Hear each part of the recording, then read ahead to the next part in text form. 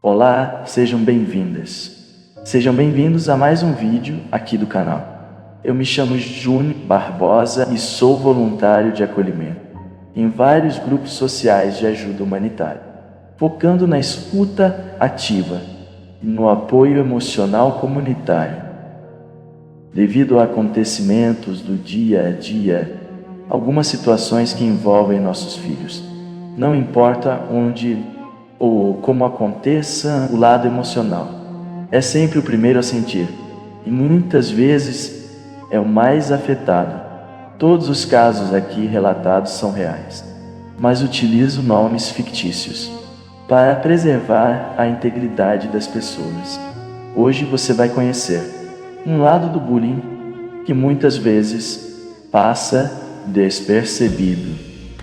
Veja este relato. Aos 15 anos, a escola deixou de ser um lugar de aprendizado e se tornou um lugar onde ele aprendeu a sobreviver. Eu vou chamar ele de Lucas.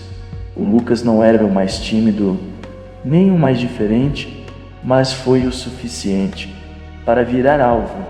Começou com brincadeiras, apelidos, risadas, cochichos quando ele passava, mas com o tempo aquilo deixou de ser leve. Vieram os empurrões no corredor, materiais que sumiam e o silêncio de quem via e não fazia nada. E isso foi crescendo. Professores percebiam, alguns ignoravam, outros tratavam como algo normal. E pouco a pouco, o Lucas começou a acreditar. Veio o aperto no peito, a ansiedade, as dores de cabeça constantes, a falta de ar. O corpo dele começou a responder ao que ele não conseguia dizer. Ele não queria mais ir para a escola, mas também não queria preocupar os pais. Então, ele fingia. Sorria quando precisava, dizia que estava tudo bem e chorava no quarto, em silêncio, tentando não fazer barulho. Ele começou a se sentir errado, defeituoso, como se o problema fosse ele, e que os pensamentos começaram a ficar perigosos. Ele não queria desistir da vida, mas também não queria continuar vivendo daquele jeito. Teve dias em que ele ficou trancado no banheiro da escola durante um intervalo inteiro, só para não existir, até que um funcionário encontrou ele ali, sem entender muito, mas percebendo que algo não estava certo. Naquele dia, ele foi liberado mais cedo, mas o problema não foi embora. Em casa, os pais não percebiam a gravidade. Acreditavam que era algo passageiro, algo que ele iria superar sozinho. E Lucas se fechou ainda mais.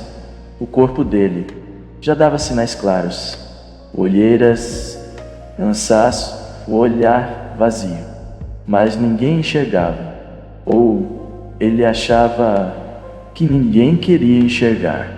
Até que um dia ele começou a reagir diferente, mais irritado, mais agressivo, mais distante. Foi quando a situação chegou até a direção da escola. Uma nova diretora com formação em psicologia decidiu ir além do que todos tinham feito até então. Ela visitou a família, conversou, observou e percebeu o problema. Não estava em casa. Foi ali que tudo começou a mudar. Algum tempo depois, uma tia paterna alertou a mãe sobre o comportamento dele e dessa vez ela decidiu agir. Sem que o Lucas pedisse, entrou em contato com o apoio do CVV em busca de orientação. No começo, ele recusou, não queria falar, não queria se expor, achava que seria ridículo, mas aos poucos começou a ouvir. Do outro lado da linha não havia julgamento, só alguém disposto a escutar. E isso, para quem vive em silêncio, muda tudo. No início ele chorava, sem conseguir falar. Em outros dias, desligava, sumia, mas sempre voltava.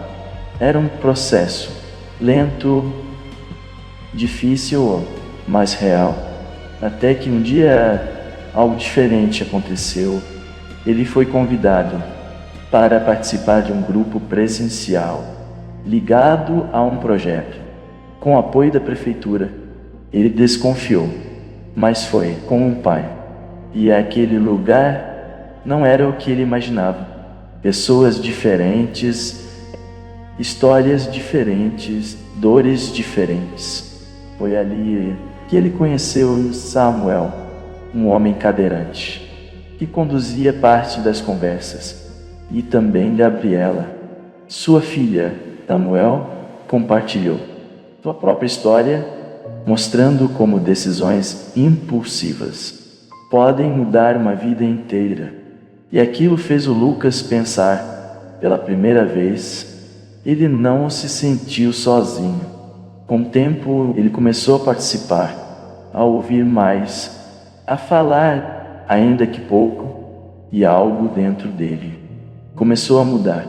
Ele deixou de acreditar em tudo o que diziam sobre ele e começou, aos poucos, a se enxergar de outra forma.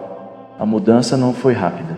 Teve recaídas, teve dias difíceis, mas ele continuou. Hoje, o Lucas segue a vida, mas nem tudo voltou ao lugar. As marcas ficaram. Insegurança ainda aparece em alguns momentos, e algumas lembranças ainda doem, porque o que ele viveu não desaparece. Mas ele deixou um relato no grupo que dizia assim: eu não quero ser exemplo para ninguém, mas se alguém estiver passando por isso, não fique em silêncio. Eu quase me perdi tentando aguentar tudo sozinho. E depois de tudo isso, fica uma reflexão: o silêncio machuca, mas falar pode salvar. Se você está passando por algo parecido, não enfrente isso sozinho. Procure ajuda, porque às vezes uma conversa pode ser o começo de tudo, ou o fim de alguém. Assim fico por aqui e até o próximo relato.